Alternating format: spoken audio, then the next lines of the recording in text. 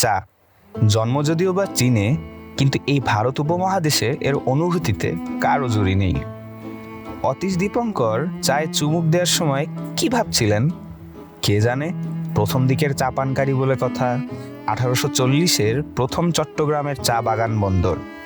1843-এ কর্ণফুলীর ধারে শুরু হয় নদীর কোলে চায়ের চুমুক। আর সিরাজউদ্দৌলা ছাড়া 1857 সালে আরেকটি বিপ্লব হয়, তা হলো চায়ের বাণিজ্যিকীকরণ।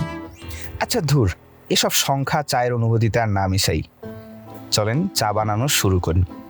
চা বানাতে গনগনা আগুনে ফুটন্ত পানিতে তৈরি করা কিছুটা ওই যে টঙে বসে বা ক্যাম্পাস চত্বরে টকবগে তরুণদের গল্পের সূচনার মতো। পানি যখন বলক উঠছে তখনই গল্পের সবচেয়ে রোমহর্ষক ঘটনার আলোচনা চলছে।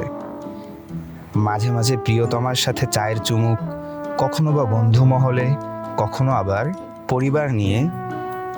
চায়ের যে কত প্রকার, দুধ চা, রং চা, মালাই চা, কড়ালিকার, হালকালিকার।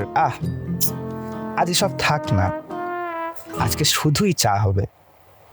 চলেন না চোখ বুঝে এক কাপ গরম চায়ে চুমুক দেয়া যাক।